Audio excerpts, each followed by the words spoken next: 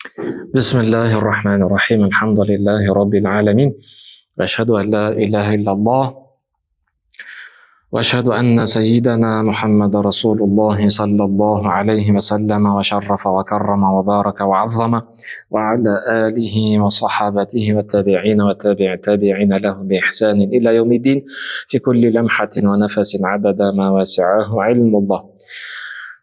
Пайғамбарымыздың есімі, пайғамбарымыздың сипаттарын айтудамыз. Жалпылама түсіндіріп беруге тырысып жатырмыз. Пайғамбарымыздың бүгінгі есімі, сипаты Сайидуна Рахма.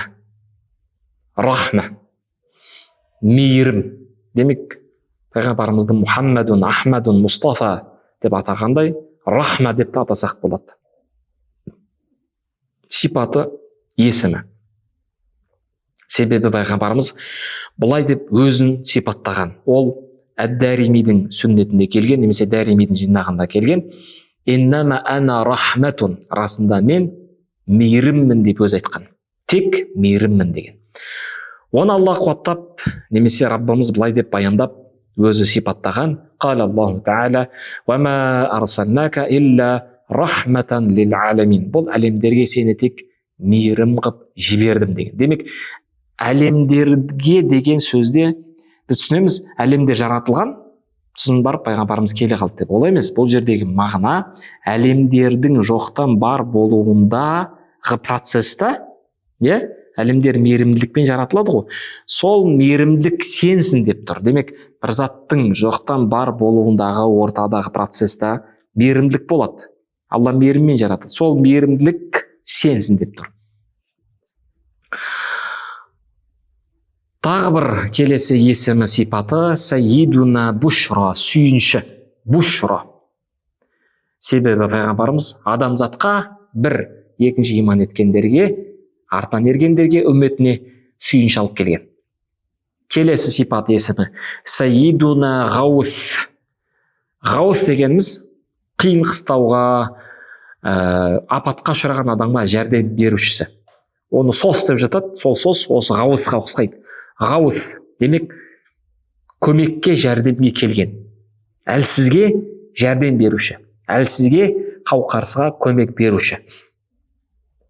Жесір жетімге, ауруға, соларға көмек беруші. Себебі пайғамбарымыз саллаллаху алейхи вассалам жаратылған осы жаратылыстың баршасына, қоршаған ортаға мейірімділік қылыңдар деп өсиет еткен сол. Оған қатысты хадисті баршамыз білеміз. Ар-рахимуна ярхамухумулла ирхаму ман фил арди ярхамукум ман фис сама. Мейірімдік жасағандарды Алла мейірімділігіне алады. Жердегілерге мейірімділік қылыңдар, аспандағылар сендерге мейірімділік қылады деген жалпылама тікелей мағынасы осындай хадис бар. Келесі пайғамбарымыздың сипаты, есімі Сайидуна Ғайф. Анау Ғауф, жәрдем, көмек, жәрдемші десек, бұл жерде Ғайф сол түбір, бірақ мағынасы басқаша. Ғайф дегеніміз кеуіп қалған, тартылып қалған жерге жауатын жаңбыр. Демек, Ғайф дегеніміз пайдалы жаңбыр. Сонда пайғамбарымыз саллаллаху алейхи вассалам не істеп тұр?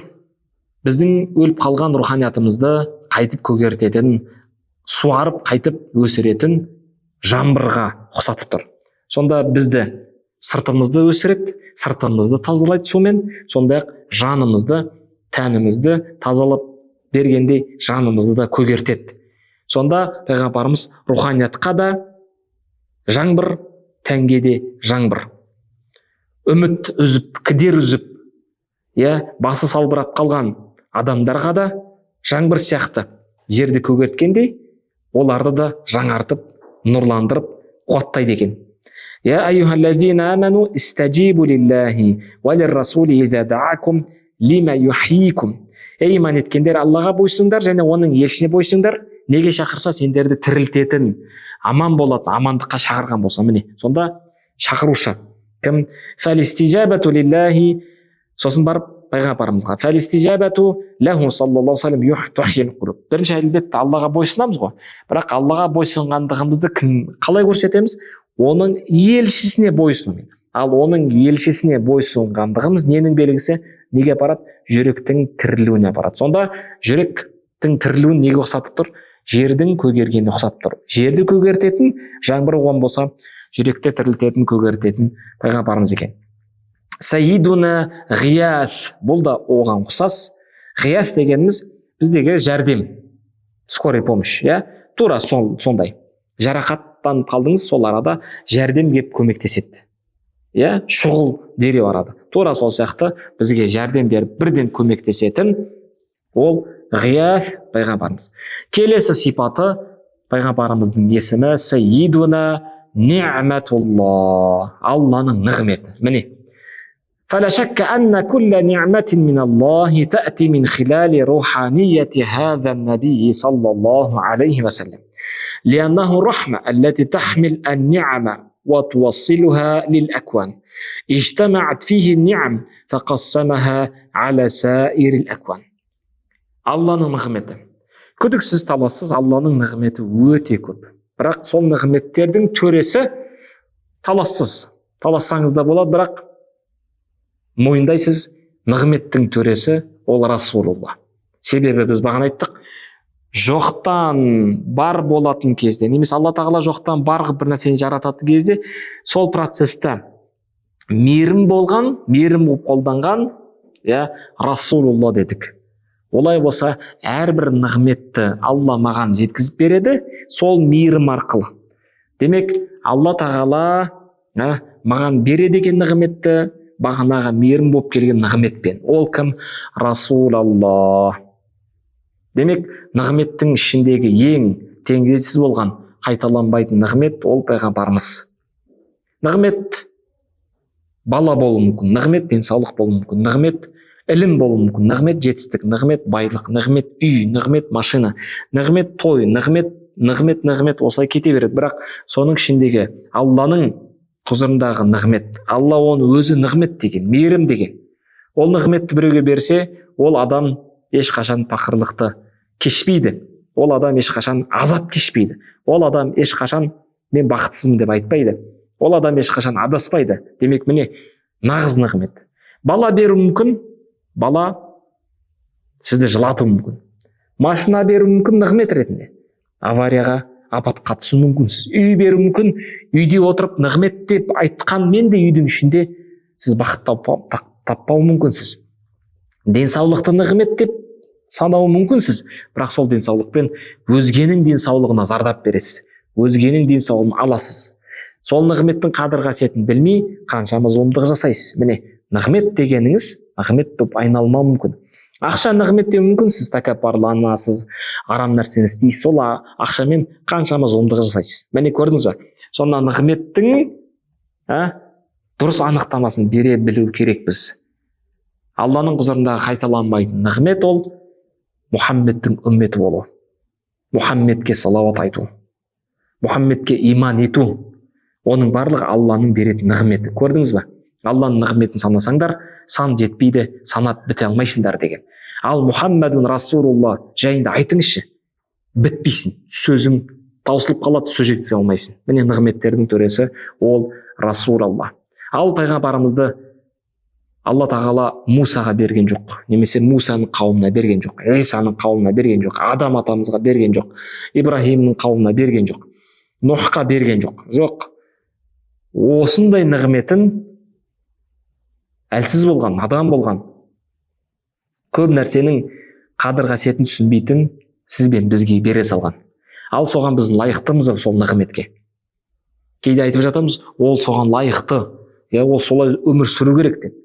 Бірақ сіз сұрақ қойдыңыз ба? Мұхаммедтің саллаллаху алейхи вассалам, Алла тағаланың нығметтерінің ішінде ең төресі, сол нығметке сіз лайықтысыз ба? Қалай айта аласыз, мен лайықтымын деп?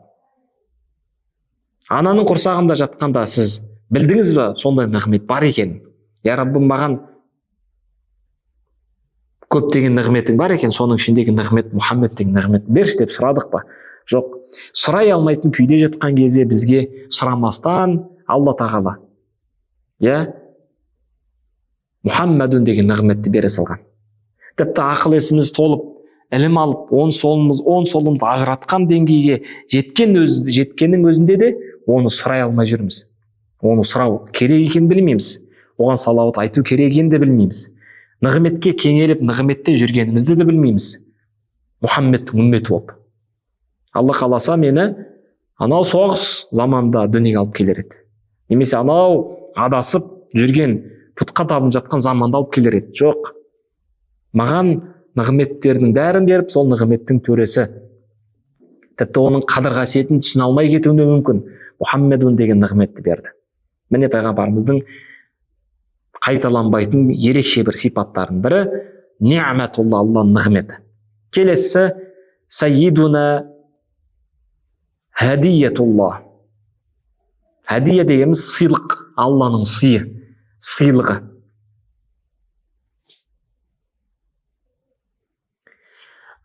Муса алейхиссалам мырзамыз, төреміз, елшіміз, ол Алланың бергені болса, пайғамбарымыз Алланың сыйлығы.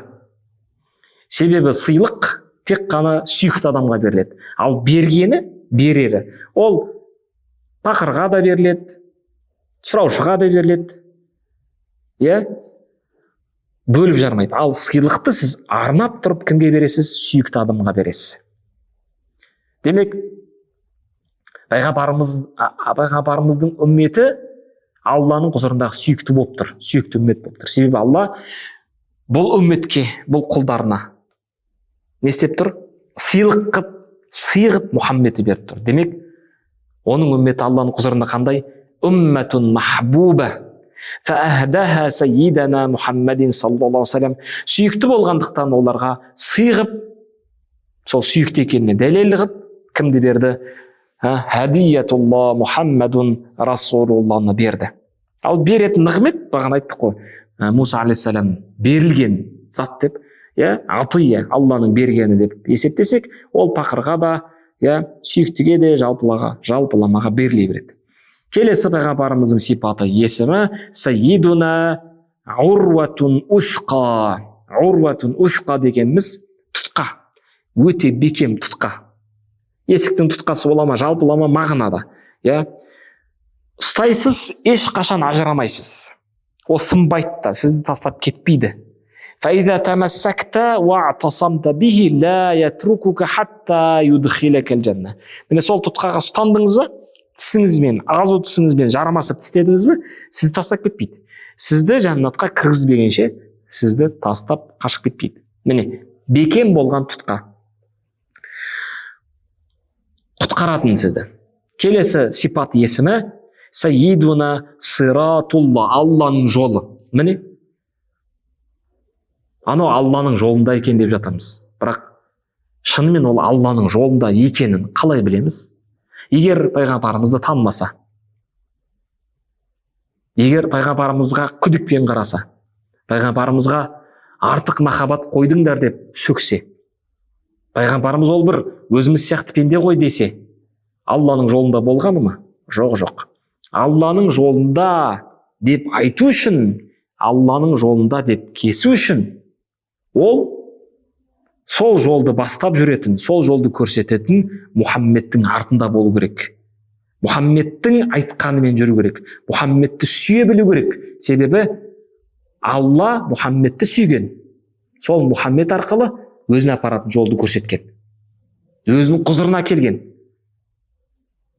Ми'раж оқиғасы осыған дәлел. Жолды көрсеткен жоқ па? Мұхаммедун Расулулла арқылы. Бірінші аспаннан бастап, анау 7-ші аспанға дейін алып барды. Сол пайғамбарымыздың жүрген жолы жол емес па? Міне, демек, сиратулла, Алланың жолы. Кім екен? Ол пайғамбарымыз саллаллаху алейхи вассалам. Аллаху субхану ва та'аля былай дейді: «Лау джауни من كل باب واستفتحوني من كل استفتاح فلا أفتح لهم إلا وراءك فهو صلى الله عليه وسلم الموصل إلى الله عز وجل». Раббымыз Алла, енді бұл аят емес, былай деп айтқан дейді ғалымдарымыздың жеткізгені: егер олар сенен басқа есік тауып көптеген есіктермен өздері жетеміз деп ойлаған болса, немесе сенен басқа есіктерді қағып тоқылдатып маған жетем деген болса, сол есікті ашып маған кірем деген болса, жоқ, ешқайсысын қабылдамаймын, ешбір есікті ашпаймын сенің артыңда тұрмағанша. Демек, Алла айтып тұр, жалғыз есік бар, қалған есікті тоқылдатпаңдар, қалған есіктен кірем жетем деп ойламаңдар. Ол Мұхаммадун деген есік, міне жол.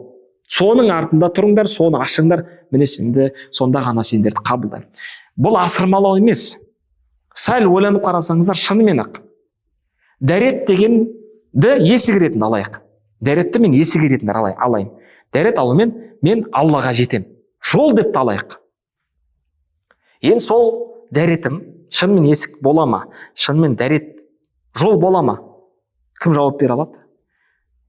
Мына дәретің шынымен есік деп айту үшін, ол Алла тағала қалағандай болу керек. Ол Алла разы болатында болу керек. Алланың қалауынан шығу керек. Алланың шарттарына сай болу керек та. Алла қалағандай орындалу керек. Ал оны мен қайдан білем? Раббым маған келіп айтпайды ғой, былай істе деп. Жоқ. Сол Алла тағала қалауын кім арқылы айтады? Мұхаммадун Расулулла арқылы айтады. Сонда ол дәретім есік болады. Сонда сол дәретім Аллаға апаратын жол болады. Ал Мұхаммадун болмаса, пайғамбарымыз болмаса, өзімше дәрет алсамшы, онда мен тұрамда қолтығымды жуам, себебі ол сасып кететін жер, аяғымды жуам, күн түспейтін жер, сосын тағы бір жерімді жуам, аузымды жуам, осы сасып жүретін жер деп өзімше дәретті шығарып алам. Міне тура осыны істегендері табылып жатыр, істеп те жатқандар бар. Дәрет алу керек деп, мен сендерге дәреттің қалай орындалатынын көрсетем деп, осындай жерлер жуып жатыр. Ал біреу дәрет деген осы деп толық жуынып шығуы мүмкін, суға түсіп. Ойлаңыз сонда. Әрбір құлшылық үшін жуынып жүр. Күннің ыстығында да, күннің суығында да. Өзіне қиындық қылды, ауырып қалуы мүмкін. Ал ананікі дұрыс емес. Келесі бір адам тағы басқа бір дәретті шығаруы мүмкін. Міне. Жоқ. Анау мынау су емес, фильтрдан тап-таза болып тұрған мөлдір сумен дәрет алыңдар. Екінші бір айтым жоқ, қардың суымен алыңдар. Ол денсаулыққа пайдалы екен. Жоқ, суды қатырыңдар да, қайтып ертіңдер, сол су пайдалы екен. Сол сумен дәрет алыңдар. Міне, дәретке қатысты қаншама пікір, қаншама көзқарас, қаншама жол, есік пайда болды. Ал осы есіктерді Алла не деп тұр? Жоқ, ешқайсысын қабыл етпеймін деді. Міне, ақылға қонымды. Мұхаммадун деген есік. Ата-анаға перзент ретінде мен қызмет ету керекпін ба? Біреу айтады, жоқ дейді, біреу айтады, я дейді, біреу айтады, ата-ананы жоғары қойған соншалық Алланың бұйрығынан жоғары қойып жатады. Иманнан жоғары қойып жатады. Жоқ. Есік ол Аллаға апаратын. Жоқ. Ол есік апармайды екен. Сол есікті мен кіммен ашпасам? Мұхаммадун Расулулла деген есікпен ашпасам. Келесі пайғамбарымыз саллаллаху алейхи вассаламның сипаты, ол осыған ұқсас. Сайидуна сиратун мустақим. Бағанағы Алланың жолы болса, мынау не? Тура жол енді. Біз бағана айтып кеттік, Аллаға шүкір тоқталдық. Ихдина сиратал мустақим. Я Раббым, бізге тура жолды көрсет. Ихдина, сал тура жолға. Бізді сал тура жолға. Міне сол тура жол кім екен?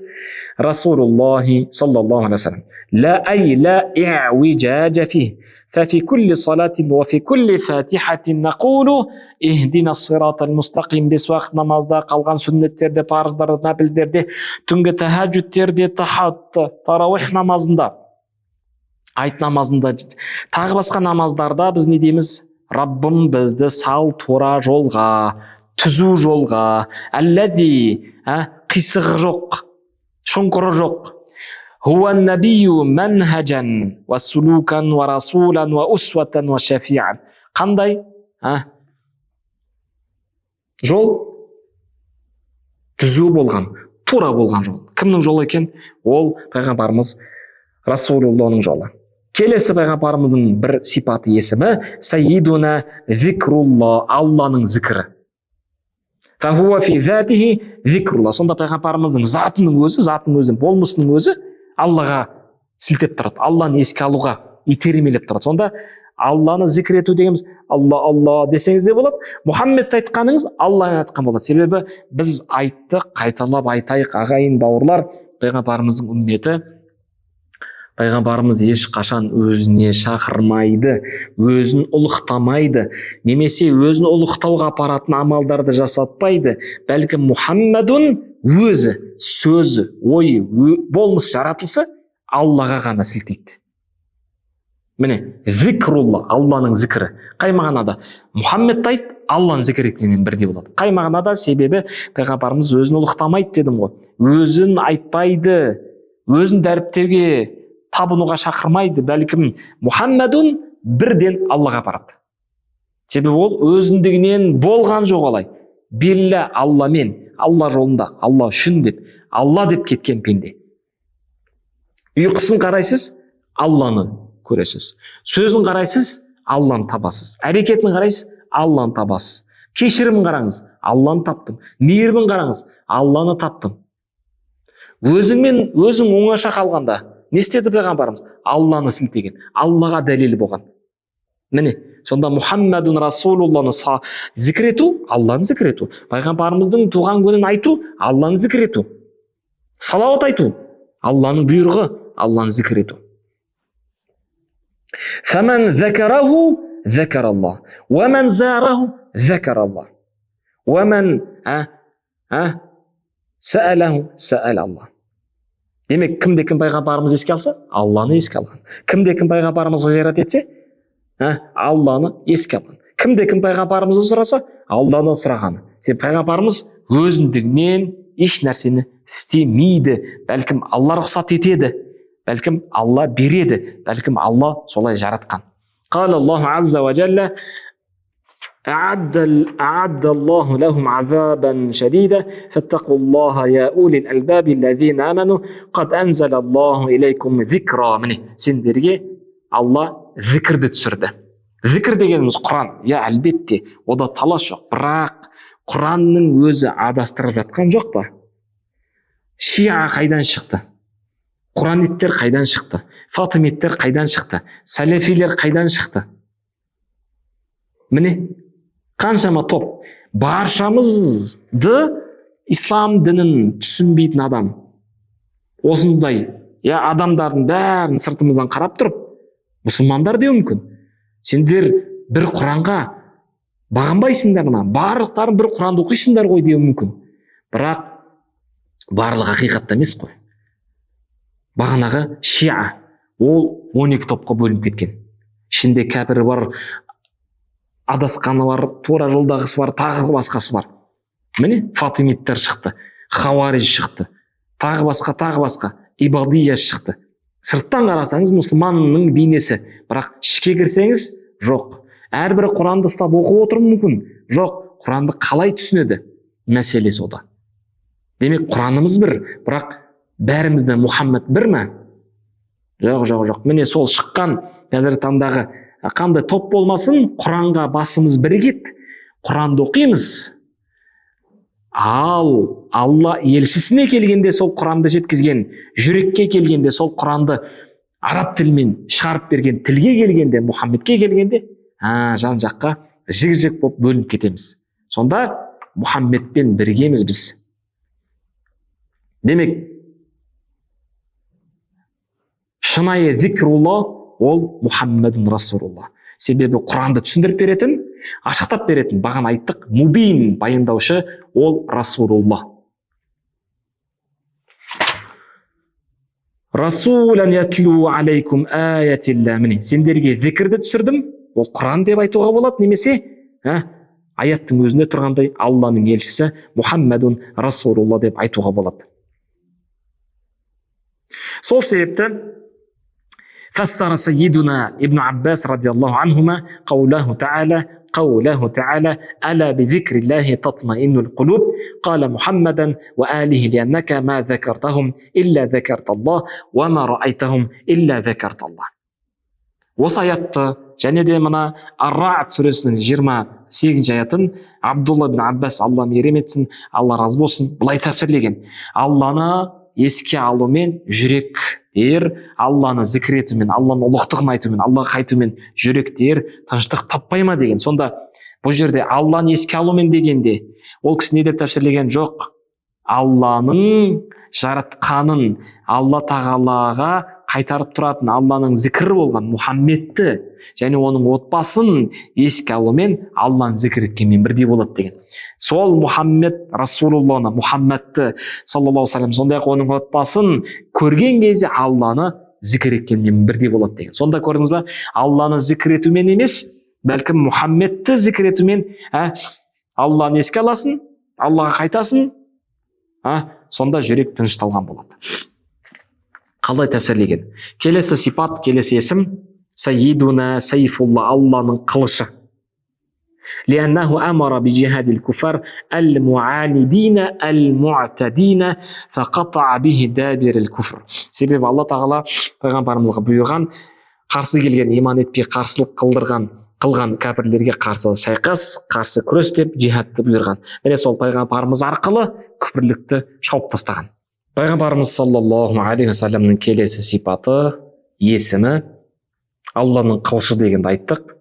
Себебі пайғамбарымыз арқылы Алла пайғамбарымызды қылыш қылып тұр ғой. Сол қылыш арқылы күпірлікті, жер бетіндегі қарсылықты жойды, шапты. Келесі сипат есімі Сайидуна Хизбулла. Хизб дегеніміз партия, немесе топ, дүбір, жамағат, ұжым, көпшілік. Демек, Алланың тобыры, жамағаты біреу ғана ғой. Көрдіңіз бе? Сонда пайғамбарымыз жалғыз болғанмен де ақиқат сол жақта. Біз кейде ақиқатты адамдардың санымен анықтаймыз. Ақиқатты көпшілікпен шешіп жатамыз. Олай емес.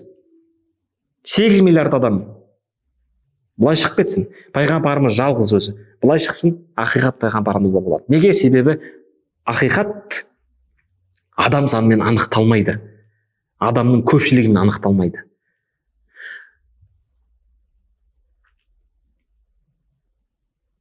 Пайғамбарымыз бен Аллама болды, ақиқат сол жақта. Оған қатысты Әл-Муджадала сүресінің 22-ші аятында қала Аллаху Таала: Әла инна хизбаллахи хумул муфлихун. Әлбетте, күдіксіз, шүбәсіз, Алланың тобыры, Алланың бағанағы жамағаты, Алланың көпшілігі, міне солар жеңіске бөленуде, немесе қуануда, қуанышқа жетуде дейді. Міне. Демек, пайғамбарымыздың артына тұрған ол Алламен, Алланың жәрдемінде, Алланың назарында. Пайғамбарымызға қарсы келген, ал қарсы келгендер қанша көп болсын, ол ақиқатта емес. Сайидуна ан-наджму ас-сақиб. Ол аспандағы анық болып тұрған, жарқырап тұрған. Біз шолпан жұлдыз деп жатамыз. Сондай анық жұлдыз, күдіксіз жұлдыз. Сол жұлдыз арқылы біз не істейміз? Тура жол табамыз. Демек, аспандағы жұлдыз. Жұлдыз деген сөзді біз қолданыста әртүрлі мағынада қолданамыз. Сахнадағы жұлдыздарды айтып жатамыз, тағы басқа. Ал бұл жердегі жұлдыз, бұл жұлдыздың ерекшелігі бар.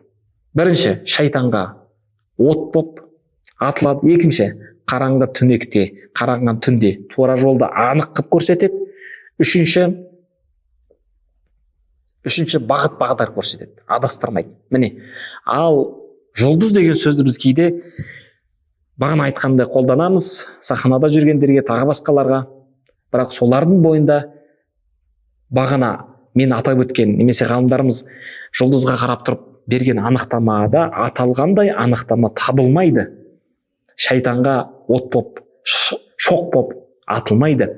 Адасып жүрсеңіз, күйзеліске түсіп жүрсеңіз, адасушылықтан, күйзелістен алып шықпайды.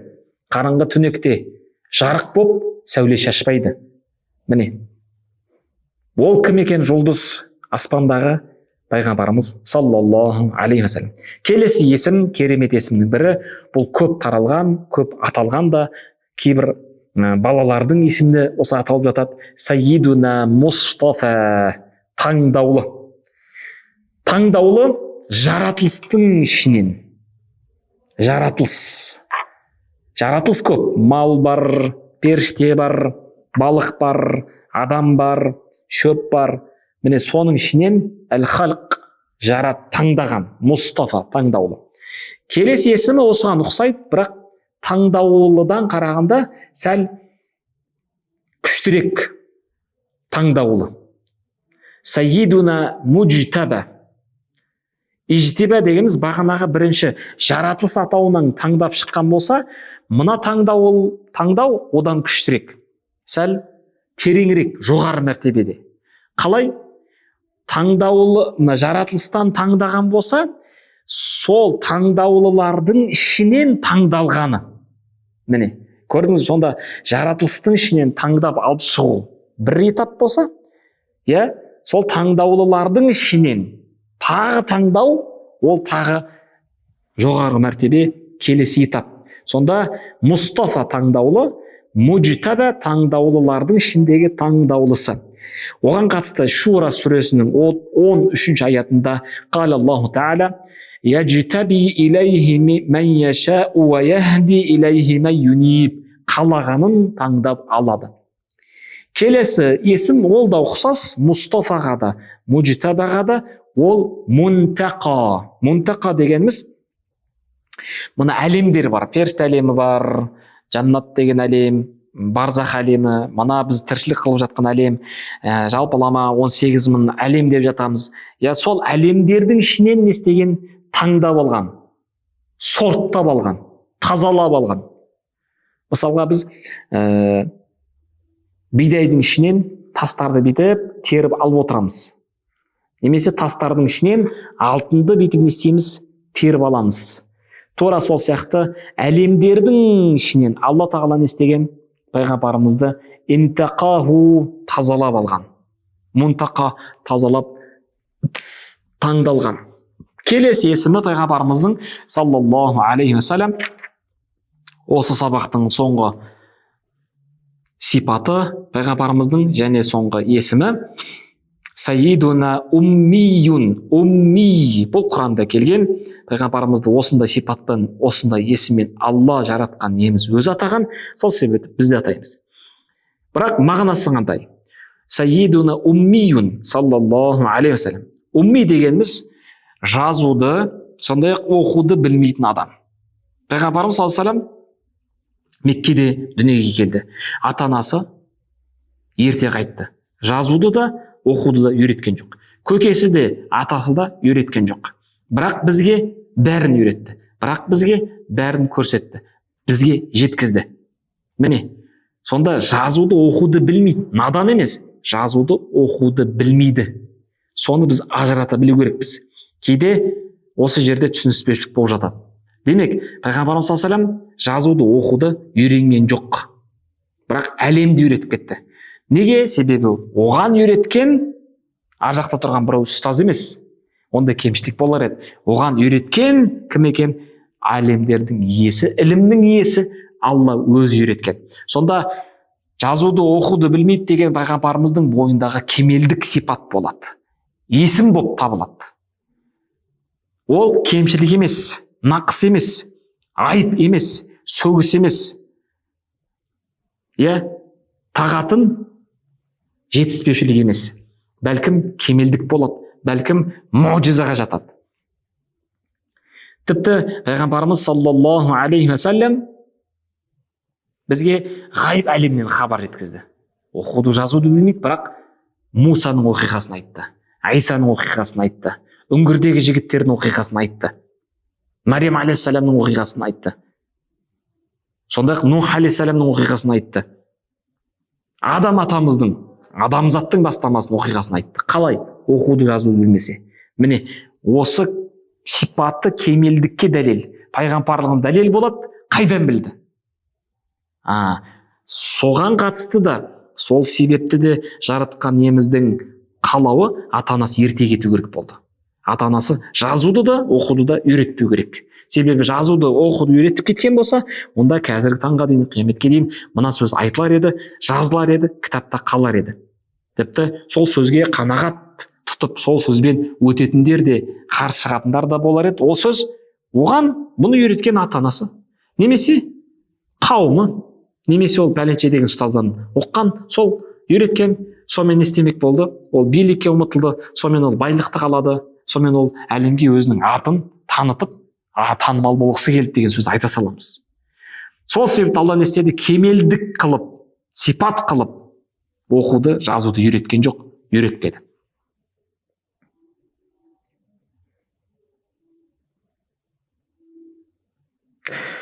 Умми дегеніміз демек бірінші мағынасы жазуды оқуды білмейді. Екінші мағынасы умми. Пайғамбарымыз Меккеде дүниеге келген. Ал Меккенің бірнеше атауы бар Құранда. Мекке деген атауы бар, Бәкка деген атауы бар, сондай-ақ Каба деген атауы бар, сондай-ақ Уммул Құра деген атауы бар. Уммул Құра дегеніміз ауылдардың анасы, ауылдардың төресі. Сол кезде ел аузындағы қолданыстағы болған Меккенің атауы осы. Уммул Құра, яғни ауылдардың, мекендердің, елдердің төресі, анасы. Міне сол жерде туғандықтан алматылық деген сияқты, шымкенттік деген сияқты. Не болады? Умми болады да. Сол ауылда туғандықтан сол ауылдық болады. Умми деп аталып кеткен. Тағы бір осы умми деген сөздің мағынасы, тілдік мағынасы келетін болсақ, пайғамбар елші көрмеген уммет. Жазуды оқуды біледі, сауатты, бірақ пайғамбар келмегендіктен сол умметті, сол халықты не деп айтады? Умми деп айтады. Себебі пайғамбар келумен не істеп отырған? Сол умметті немесе сол қоғамды пайғамбар келіп сауаттандырып отырған, көп нәрсені үйретіп отырған. Сол себепті бізге дейін пайғамбар көрген, кітап көргендер, ал пайғамбар келген кезде, елші келген кезде қалайда умметіне, бағанағы өзінің қоғамына немесе қауымына, артынан ергендерге Алланың сөзін жеткізіп Құран береді. Құран емес, кітап беріп отырады. Міне сол себепті олар уммиет аталмайды. Ал пайғамбар келмеген, елші келмеген, кітап көрмегенді умми деп атайды. Сонда пайғамбар көрмеген, елші көрмеген, кітап көрмегендер умми деп атап кеткен. Жазу не оқуына қатысты емес, пайғамбар келмеген деген. Сол себепті де еврейлер, Яхуд Әл-Имран 75-ші аятында былай дейді: «Ләйсә алейна фил уммиина сабил». Анау уммилер бізге билік жүргізетіндей деңгейде емес. Умми деп кімді айтып тұр? Арабтарды айтып тұр. Айтпағы аспаннан кітап көрмеген, аспаннан пайғамбар көрмегендер бізге билік айтып, біздің алдымызға шыға алмайды, бізге үстемдік қыла алмайды, олар бізден артық бола алмайды деп меңзеген. Сонда олар неге тиісті? Қай кемшілігін айтты? Олар кітап көрмеген, оларға пайғамбар келмеген деп сол жағын не істеді? Кемшілік қылды. Сол себепті оларды не істеді? Бізден төмен тұру керек, бізге ақыл айтатындай дәрежеде емес деп не істеген? Санасқан.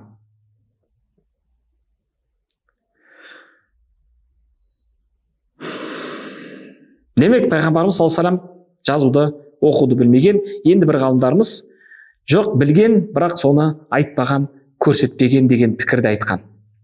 Көпшілік ғалымдарымыз білмеген, жазуды, оқуды деп тоқтаған. Міне сонда пайғамбарымыздың келесі есімі, сипаты Сайидуна Умми. Осы тұста жазуды, оқуды білмеген, сауаттанбаған адамдар пайғамбарымыздың жазбаған, жазуды білмеген, оқуды білмеген естіп алады да, өзін ақтап, өзін жұбатып, сөгістен қашып былай деп жетеді: тіпті Мұхаммедтің өзі, тіпті Алланың елшісінің өзі жазуды, оқуды білмеген екен ғой деп. Бұл да сүннет екен ғой, пайғамбарымыз кедей болған екен, мен де кедеймін деген сияқты өзін ақтап, ақиқатта екендігін көрсетпек болып жатады.